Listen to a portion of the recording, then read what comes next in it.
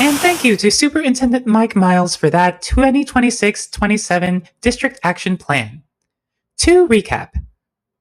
Excuse me, Miss in the green shirt.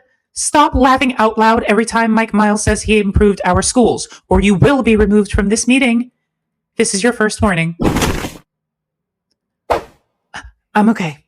That was just a power trip. To recap, Mike Miles just shared 9 priorities for the upcoming year, all part of his Destination 2030 plan, which he used to call his Destination 2035 plan, which is nearly the same plan he had back in Dallas when he called it the Destination 2020 plan, before he was fired from there. This, of course, all makes sense because his magic ring lets him travel through time. Yeah, should we talk about the rings? Shh! Our superintendent is normal and trustworthy. Right. Our normal and trustworthy Superintendent Mike Miles has 9 priorities in his 2030 plan. Let's take turns reading each one. I'll go first. Priority 1. Improvement schmimprovement. We're keeping things the same at every school except for the special ones that we're making worse. Our current curriculum, the way we're treating teachers and staff, all that stays the same until the takeover ends. Priority 2. We will make every student take accelerated math. You heard that right. Everyone. And all students are going to get associate's degrees in high school. And we'll try to make school more virtual. Because the fewer teachers we have, the more money we can save up for Mike Miles. And we're going to do all this at the same time. Somehow. Wait, every single student will be taking advanced classes? What about students who are struggling and special education and English learners and... Shh! Edgar! You know they told us not to ask questions about how something works. We're just supposed to vote yes and trust Mike Miles to take care of the details. Thank you, Michelle. I will vote yes. I will trust Mike Miles to take care of the details. Priority 3. Mike Miles' future 2 schools is NES taken to the next level. Clemente Martinez and Gregg Elementary Schools will not have any other choice but to become experimental schools. We will make sure every kid does the exact same thing that Mike Miles' kids did when they were in school, even if every kid isn't interested in it.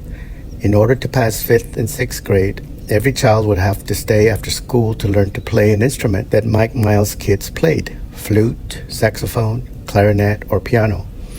And they'll also have to play one of the 5 sports that Mike Miles' kids liked: soccer, basketball, karate, flag football, or dance. If they don't do this, they won't pass to 7th grade. Plus, they'll not only learn how to use AI, but AI will also be their teacher.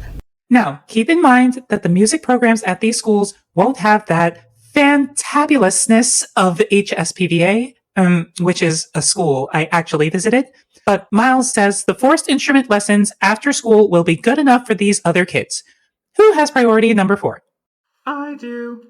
Priority 4. We will make another expensive career and technical education center for programs like welding, culinary arts, and marketing.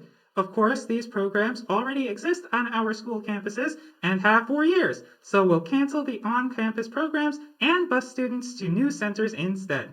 This is definitely a priority over fixing our schools, air conditioning, paying teachers fair wages, keeping beloved schools open, and other less important budget issues. Priority 5. The state of Texas keeps telling us we're not following special education laws properly.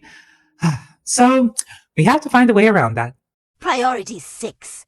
We will put even more money into our messaging to families through our propaganda channels, in addition to the $2 million TV station and direct-to-family propaganda via Parent Square, but not improve communication from families to us.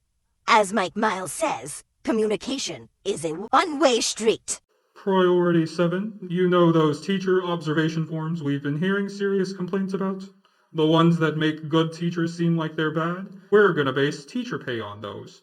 Then we'll lose even more teachers to other districts, but this is all fine because we didn't have enough money to pay them anyway, and because we're replacing them with AI, so win-win. Priority 8. Make pre-K students learn how to read harder so they can pass STAR tests once they get to 3rd grade. Stop wasting time learning through play or gaining a deep sense of the benefits and joys of literacy in pre-K. We need test scores from them ASAP. So get to work, preschoolers.